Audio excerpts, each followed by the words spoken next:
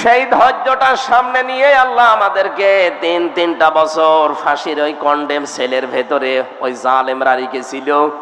আল্লাহ ধৈর্যও দিয়েছিলেন, কারণ 3টা বছর ওরা আমাকে যোগাযোগ করতেও দেয়নি।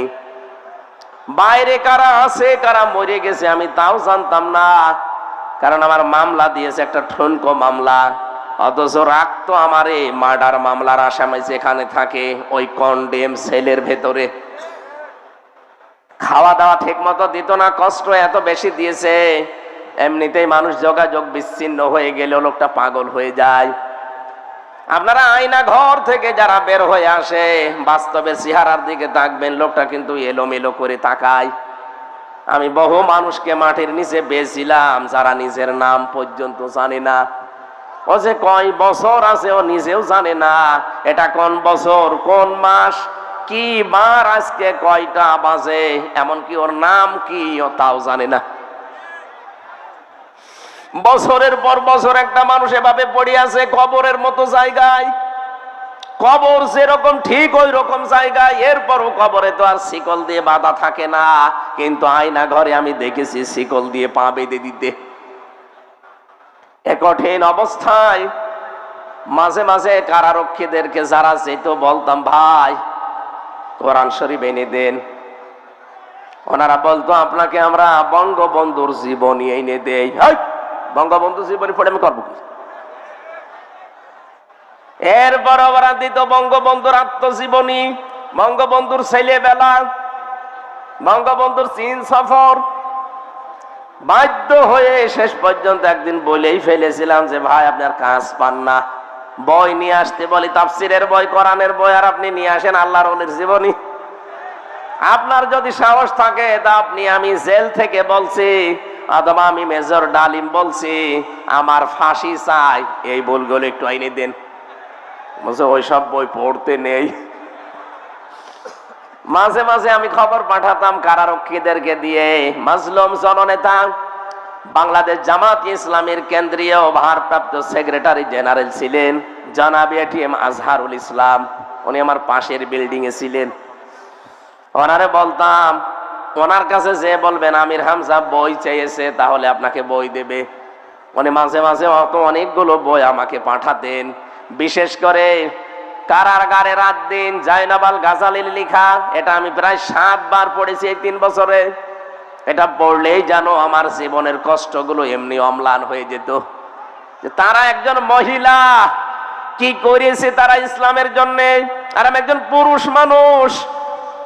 আলহামদুলিল্লাহ শুকরিয়া আদায় করছি, গতকাল আমাদের মুসলিম উম্মার একজন মাজলুম বোন ডক্টর হাফেজা আফিয়া সিদ্দিকা, জালেমদের কারাগার থেকে আল্লাহ তাকে কালকে মুক্তি দিয়েছেন।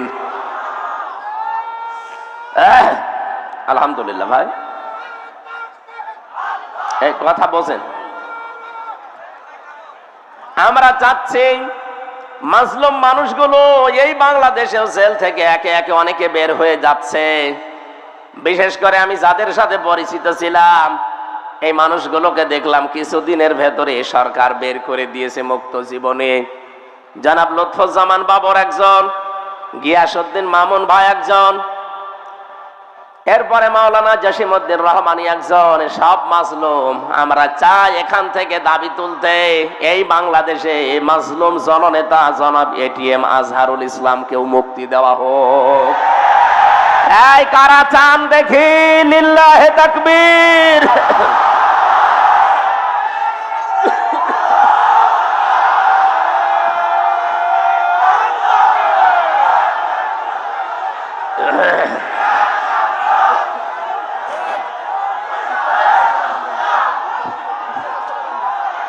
আলহামদুলিল্লাহ।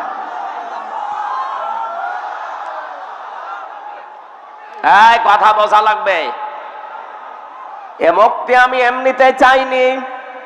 কোরআনে কারিমের সূরা ফাতাহ 18 নম্বর আয়াতের তাফসীর আমি আজকেও পড়ছিলাম। এখানে আওয়াজ হয় বেশি, কি সমস্যা কি? এখানে কেউ দাঁড়িয়ে থাকবেন না ভাই, সবাই বসে পড়ে। আপনারা কি আরম্ভ করেছেন? বেয়াদবি হয়ে যাচ্ছে। আল্লাহর রাস্তায় কথা বন্ধ করেন ভাই। খুব গুরুত্বপূর্ণ মেসেজ আজকে আছে, একটু একটু একটু একটু সময় দেন। আমি এমনিতে অসুস্থ, এই একটা মাহফিলের জন্য আমার আজকে প্রায় যাওয়া আসা মিলে 2000 কিলো রান করা লাগছে। কোথায়? চট্টগ্রাম বিভাগে ছিলাম, আজকে এসেছি আবার কালকে চট্টগ্রাম বিভাগে, সবগুলো তাও দিনের বেলা। আপনাদের এই শুধু একটা পাবনার মানুষের যেহেতু আসতে দেয় না, এবার কে বাধা দেয় এইটার জন্য এসেছি। এবার তো কেউ মাইকও কেড়ে নেয় না, সামনেও দাঁড়ায় না, জালেমরা সব পালিয়েছে। সূরা ফাতিহা 18 নম্বর আয়াতটার ব্যাখ্যা পড়ে আমি এটিএম আজহারুল ইসলামের সাথে মিলিয়েছি, দেখলাম খাপের খাপ মিলে যাচ্ছে। 1500 বছর আগে হুদায়বিয়ার যে সন্ধির কথা আমরা শুনি, বিশ্ব নবী 1400 সাহাবী নিয়ে এসেছিলেন হজ করার জন্য। কাফেররা হুদায়বিয়া নামক জায়গায় তাকে বাধা দিল। হযরত ওসমানকে নবীজি বললেন, যাও সমঝোতা করে এসো।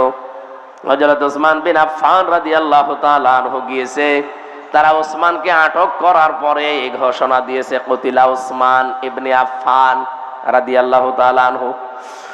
ওসমান ইবনে আফফানকে হত্যা করা হয়েছে, মেরে ফেলা হয়েছে।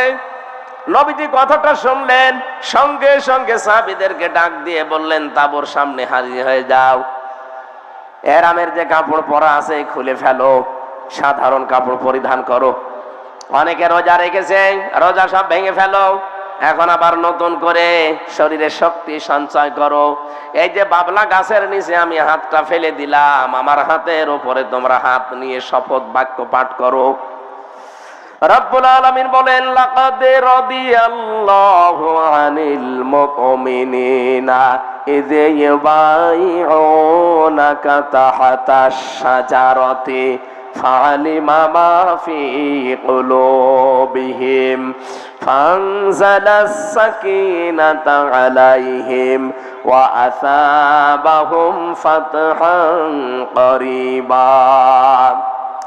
আয়াতে 3টা সুসংবাদ আছে।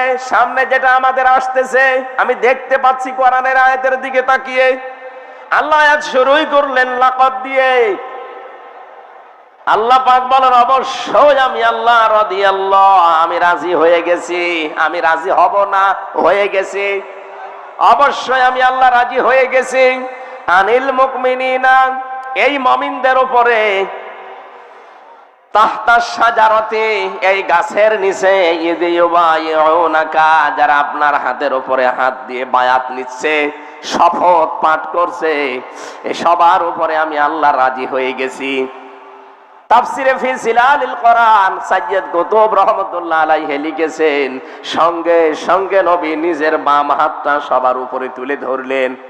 সাহাবী জিজ্ঞাসা করলেন, হে নবী, আপনি বাম হাত তুলে ধরলেন কেন? নবীজি বলেন, আজকে যে 1399 জন এখানে আছো, আর একজন তো নেই, ওনাকে মেরে ফেলা, হত্যা করার কথা জানিয়েছে। সুতরাং আজকের এই শপথ বাক্যে, এই অনুষ্ঠানে যত মানুষ আমরা আছি, সবার উপরে আমার আল্লাহ সন্তুষ্ট হয়ে গেছে। আমরা সবাই এখানে এসেছি, সবাই আল্লাহর সন্তুষ্টি পেয়ে গেলাম। কিন্তু ওসমান এখানে নেই, ওসমানের উপরেও তো আল্লাহ রাজি হওয়া লাগবে। এজন্য এই হাতটা আমি তুলে ধরলাম, এটা ওসমানের হাত। তার মানে আজকের এই ময়দানে যে 1400 মানুষ আছে, একজনের উপরও আল্লাহর নারাজ নেই, প্রত্যেকের উপরে আল্লাহ খুশি হয়ে গেছে, সন্তুষ্ট হয়ে গেছে। কারণ মাত্র একটা, ওরা নিরপরাধ, একটা বিনা দোষে একটা মানুষকে ওরা হত্যা করার ঘোষণা শুধু দিয়েছিল, মেরে কিন্তু ফেলেনি, মিথ্যা ছড়িয়েছে। আল্লাহর নবী একজন মানুষকে বিনা কারণে, বিনা অপরাধে মেরে ফেলবেন, এইটা তিনি মেনে নিতে পারেননি। শুধু মেনে নিতে পারেননি তা না, নিজের সাথে 1399 জন যারা ছিল সবাইকে জীবন দেওয়ার জন্য তিনি বাক্য পাঠ করাচ্ছেন, শপথ। আজ বাংলাদেশে কত মানুষ বিনা অপরাধে, বিনা কারণে বিদায় হয়ে যায় জালেমদের চক্রান্তে। কথা বলেন না কেন? শহীদ মাওলানা আব্দুস সোবহান তার ভেতরে একজন। আপনি আন্দাজে যে দোষী দেন না কেন, শয়তানও বিশ্বাস করে না।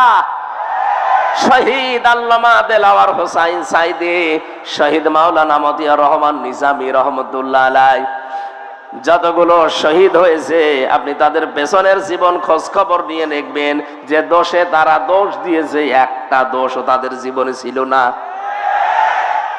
আপনার দোষ নেই, আপনি যে গণহত্যার সাথে জড়িত, আপনার দোষ নেই।